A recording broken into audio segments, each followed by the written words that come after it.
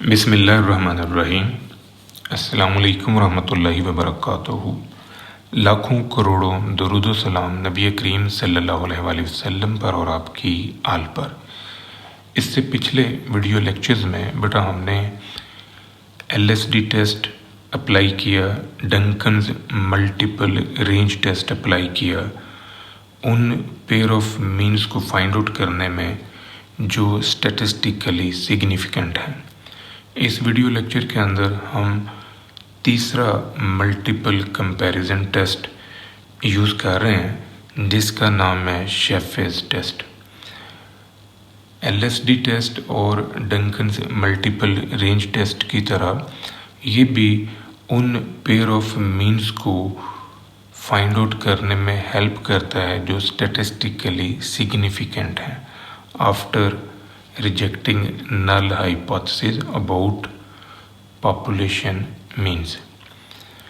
कभी ऐसा होता है कि पेपर में इससे रिलेटेड न्यूमेरिकल नहीं आता बल्कि आपसे टेस्टिंग प्रोसीजर पूछ लिया जाता है। तो सबसे पहले हम इसका टेस्टिंग प्रोसीजर डिस्कस करेंगे, फिर उसके बाद हम इससे रिलेटेड एक न्यूमेरिकल सॉल्व करेंगे। इसका जो टेस्टिंग प्रोसीजर है वो बेटा 4 स्टेप्स पर मुश्तमिल है। सबसे पहला स्टेप है कि आपने एनालिसिस ऑफ वेरिएंस परफॉर्म करना है और नल हाइपोथेसिस को रिजेक्ट शो करना है। अगर हमारा null hypothesis about treatment reject हो जाता है तो फिर हम शेफेज टेस्ट जो है वो अप्लाई कर सकते हैं। अगर हमारा नल हाइपोथेसिस रिजेक्ट नहीं होता तो हम कभी भी कोई भी मल्टीपल कंपैरिजन टेस्ट जो है वो यूज़ नहीं कर सकते। यानी किसी भी मल्टीपल कंपैरिजन टेस्ट की एप्लीकेशन के लिए पहली जो कंडीशन है वो नल हाइपोथेसिस की रिजेक्शन है। इसके बाद पेयर वाइज कंपैरिजन एग्जामिन करने के लिए हम लोग ये फार्मूला जो है ये यूज़ करेंगे जो शेफेज टेस्ट का फार्मूला है। अब ये जो शेफेज टेस्ट स्टैटिस्टिक है इसमें आप नोटिस करें कि ये मीन 1 और मीन 2 लिखा हुआ है। यहाँ पर हम मीन I और मीन J भी लिख सकते हैं। नंबर है, जाहिर है ये दूसरा तीसरा मीन है, चौथा पांचवा मीन है, छठा सातवां मीन है एंड सो ऑन। तो सबसे पहला काम हमने ये करना है कि हमने मीन्स कैलकुलेट करना है। हम जो ट्रीटमेंट से ऑब्ज़र्व करना चाह रहे हैं कि वो स्टैटिस्टिकली सिग्निफिकेंट हैं तो हम फर्स्ट ऑफ ऑल उन सभी ट्रीटमेंट्स का मीन निकाल लेंगे यानी समेशन x ओवर n के फार्मूला से। उसके बाद ये जो S-Q है ये एनालिसिस ऑफ वेरिएंस का जो हमारा टेबल है उसमें मीन स्क्वायर फॉर एरर की वैल्यू है। N1 N2 जो है ये नंबर ऑफ ऑब्जर्वेशंस हैं under treatment 1 and under treatment 2। जब हम ये वैल्यू निकाल लेंगे तो उसके बाद हमने इनको कंपेयर करना है टेबल की वैल्यू के साथ।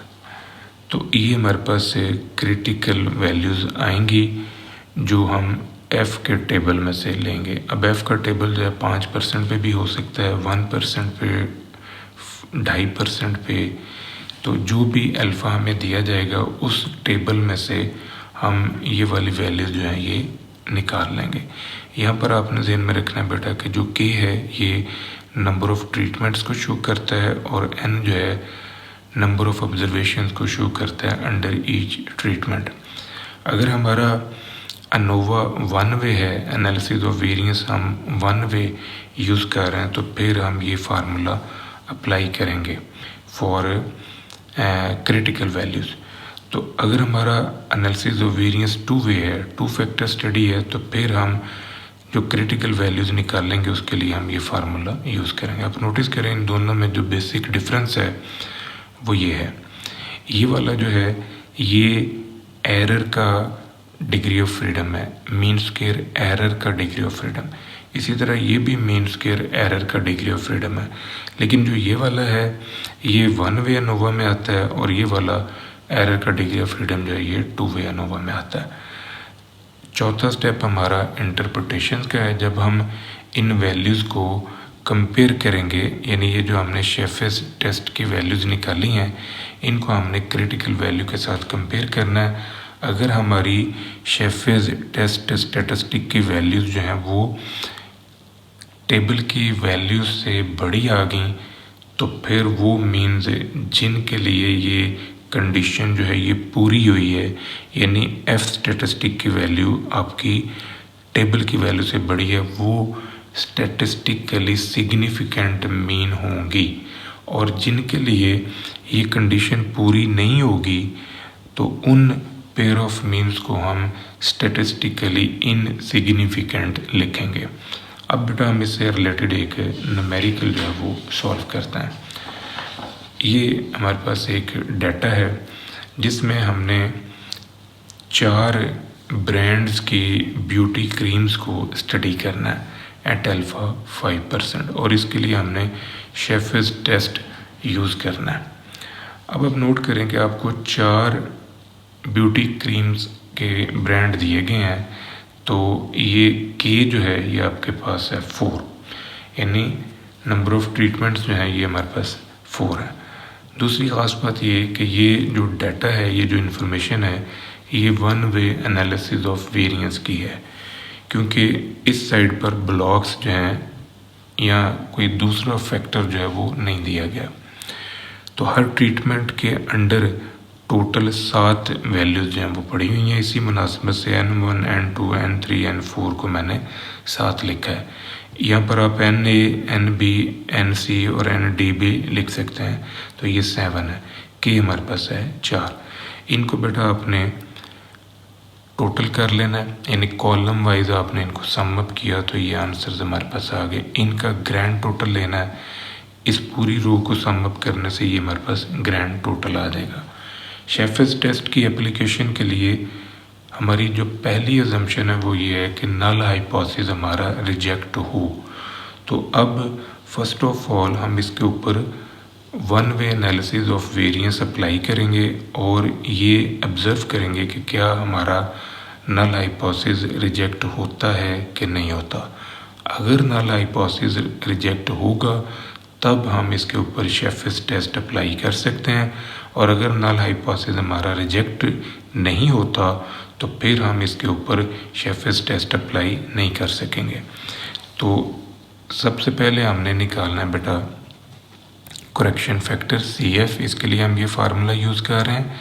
ये वाली कीमत हमने ये निकाल ली है, N7 है, K4 है, ये करेक्शन फैक्टर की वैल्यू आ गई।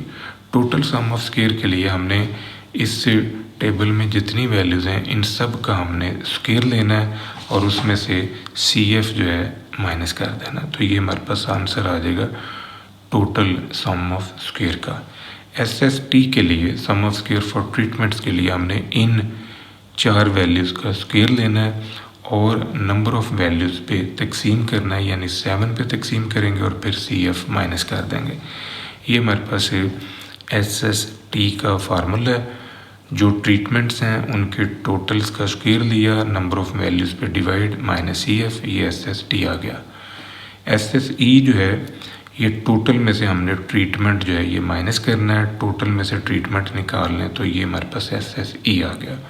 वन वे एनोवा के अंदर 3 डिफरेंट सोर्सेज ऑफ वेरिएशन होते हैं, जिनमें एक टोटल सम ऑफ स्क्वायर है, एक SST है और एक SSE। ये तीनों हमने इसमें निकाल ली हैं। अब हम इसका जो टेस्टिंग प्रोसीजर है उसको अप्लाई करके देखते हैं कि हमारा नल हाइपोथेसिस रिजेक्ट होता है या एक्सेप्ट होता है। तो हमारे पास जो टेस्टिंग स्टेप्स हैं, सबसे पहला नल हाइपोथेसिस है कि चारों ब्रांड्स के ब्यूटी क्रीम्स जो हैं उनका मीन इक्वल है। अल्टरनेट हम लिखते हैं कि इनमें से कम 2 जो हैं वो डिफरेंट हैं।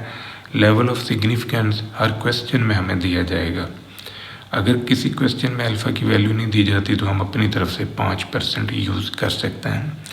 लेवल ऑफ सिग्निफिकेंस को बेटा हम डिग्री ऑफ डाउट भी कहते हैं, इसे हम साइज़ ऑफ टेस्ट भी कहते हैं, इसे प्रोबेबिलिटी ऑफ टाइप 1 एरर भी कहा जाता है। टेस्ट स्टैटिस्टिक जो है ये हमारे पास फार्मूला है S²T S²E। तो अगला स्टेप हमारा एनालिसिस ऑफ वेरिएंस का टेबल है।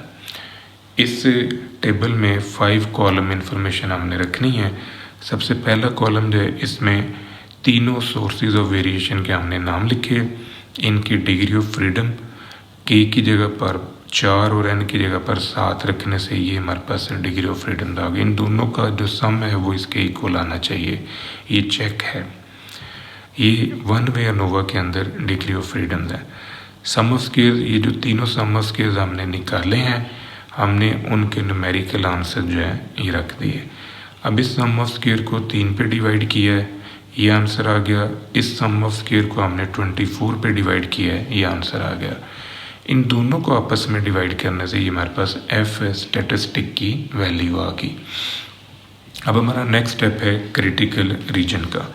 तो क्रिटिकल रीजन में हमने अपने इस एफ के आंसर को जो हमने कैलकुलेट किया है एफ रेशो से, तो उसे हम टेबल की वैल्यू से कंपेयर करेंगे। ये जो टेबल की वैल्यू है ये हमने 5% अल्फ़ा के ऊपर एफ के टेबल से ली है।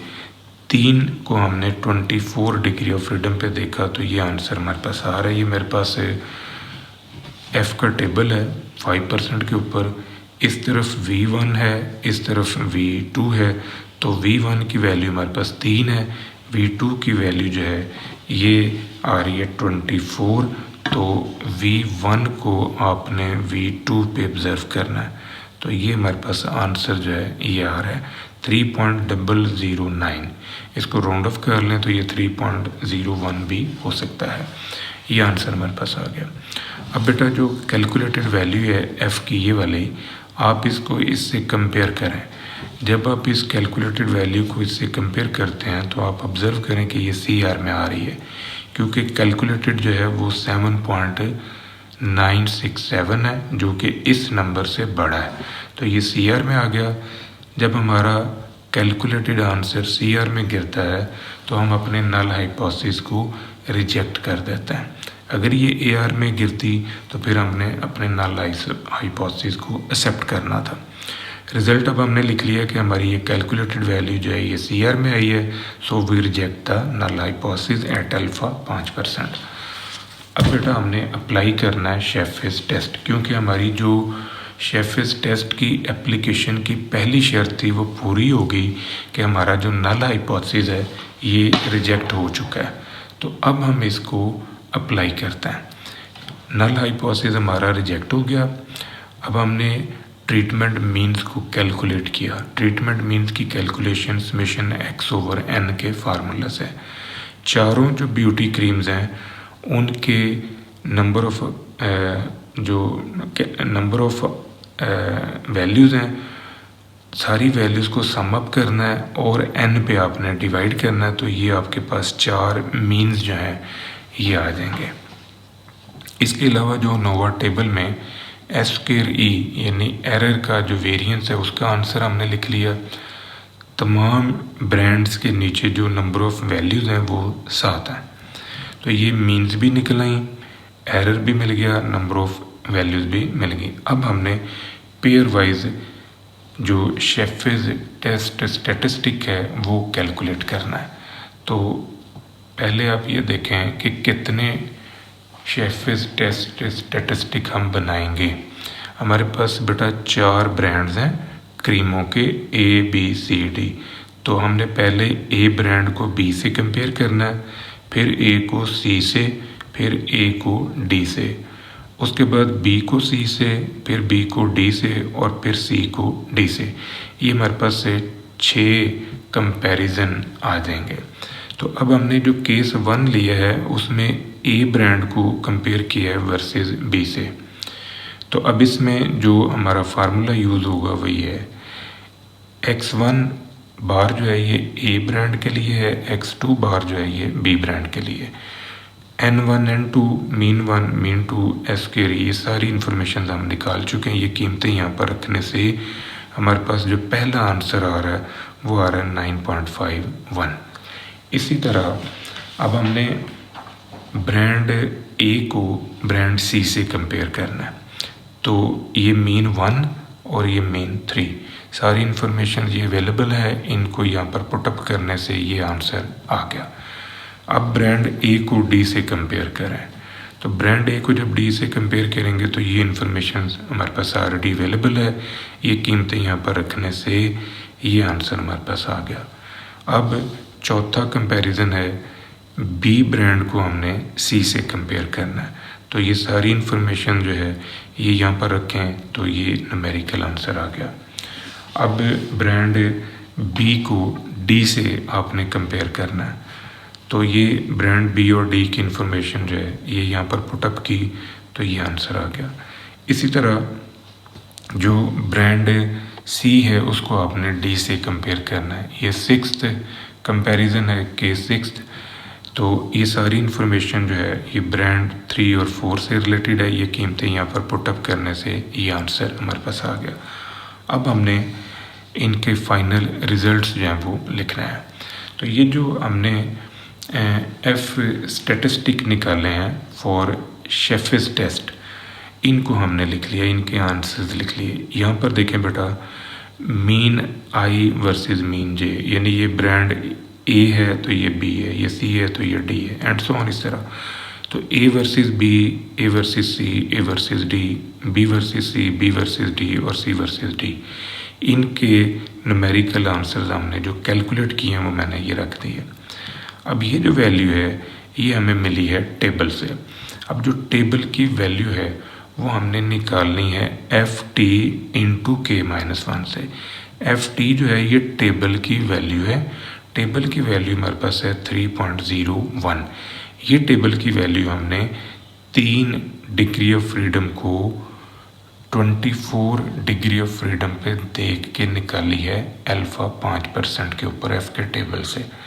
तो ये जो आंसर है इसको आपने 4 - 1 3 से मल्टीप्लाई किया तो ये खुल गए।